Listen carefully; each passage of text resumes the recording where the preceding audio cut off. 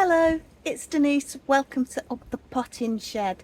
We're on week 11 stroke 12, so that's 3 months, coming up 3 months since I first planted out the polytunnel. And alas, the summer season is drawing to a close.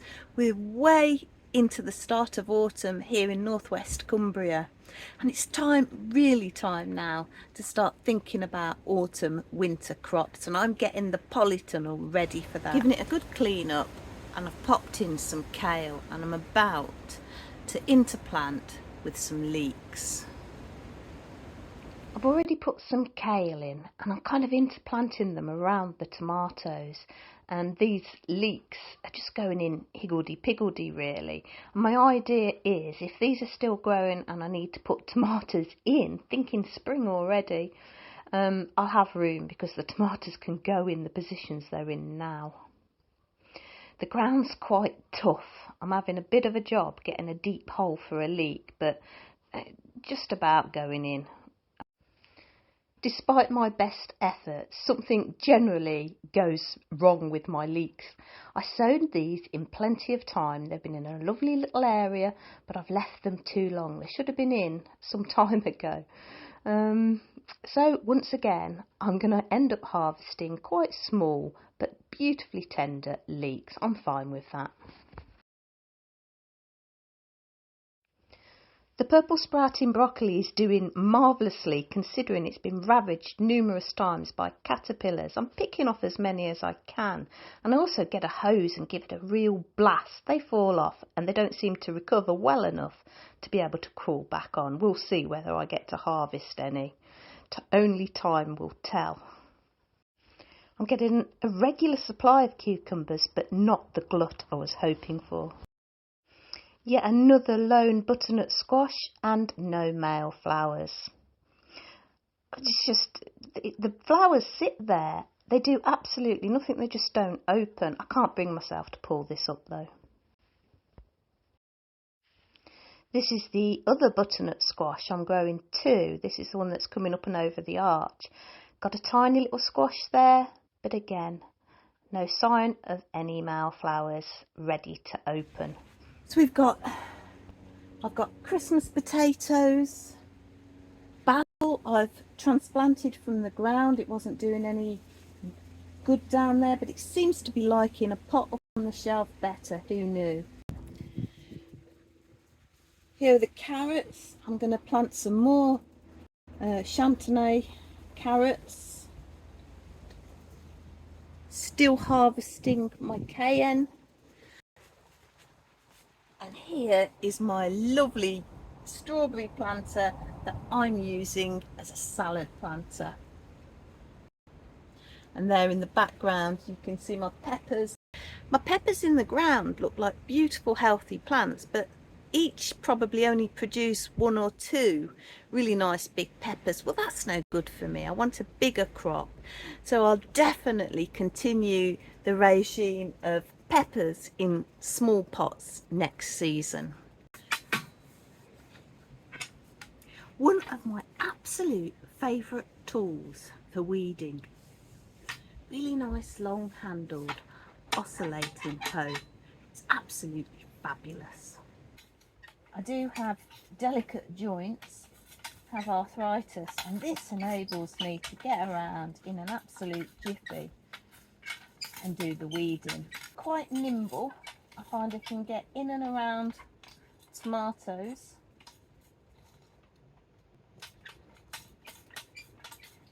Never let a weed see a Sunday. Now that was advice passed on by the wonderful late Steve at Greenside Up, and it served me well. So we'll get in with this little hoe and get all around in probably under 10 minutes. And occasionally when my knees are feeling up to it, I'll get down and do a bit of hand weeding. If my knees aren't feeling up to it, this will definitely do the job. My plan next year is to take the membrane up. Where the paths are, I'm going to put wood chip down. But that's the plan anyway. In the meantime, I can get under the plastic with this oscillating hoe and just clear anything that's trying to crawl in from the margins. So as you can see, I've added a few more layers to my strawberry planter and I'm growing lettuce in it. If you watched my last video, you know I had some incredibly abused and leggy lettuces and I planted 3 per little circle. I'm pleased to report, as you can see, they're coming up beautifully. Now these are Morton's Magic Mix. I will be planting some winter density lettuce. I'm going to give these a go and see whether I can get a harvest out of these into the autumn. So alongside them, these were already in the planter outside. I've got some cutting celery. If you're not familiar with this variety, as you can see, it grows long, thin stalks, and you just keep cutting it and it keeps on growing. I'm so impressed with this. It's been fantastic. It just keeps growing, so much easier than the regular celery. And there's another one there, and you can see it's been heavily harvested, but plenty of new stalks coming. Not sure how long it's going to keep growing for me, but we'll see. I got around the fact that they were really leggy by burying them deep, and that's worked really well for me. Earlier in the season I tried to grow some basil at soil level, but I got one good harvest and then I just got eaten by things and generally didn't do very well because of the dark, wet weather. I love these strawberry planters for salad crops. I think this cost me about a tenner, so cheap as chips. Really strong and durable. I like the way they pull apart. You can tower it up 6 high. I've got 2 left in the secret garden. They could also be standalone. Really nice little pots. Patty pan, very much on its last legs, but can't bring myself to pull it up just yet. So there we go, my pair of melons.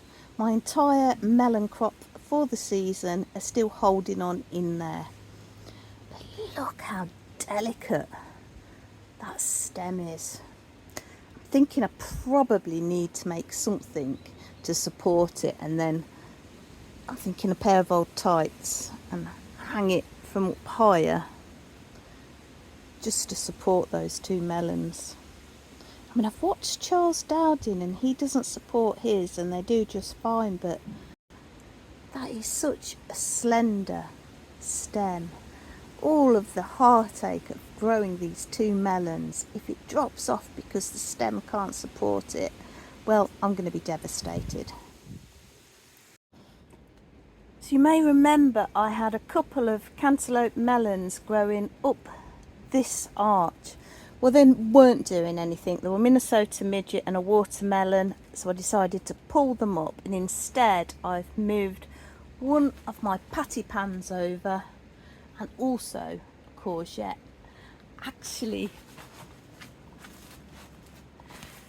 and today, a bit late in the season, but I've harvested my first courgette and also a few jalapenos there. Well, that's it for this episode. I'm sweating, I've got a lot more leeks to put in. See you next time.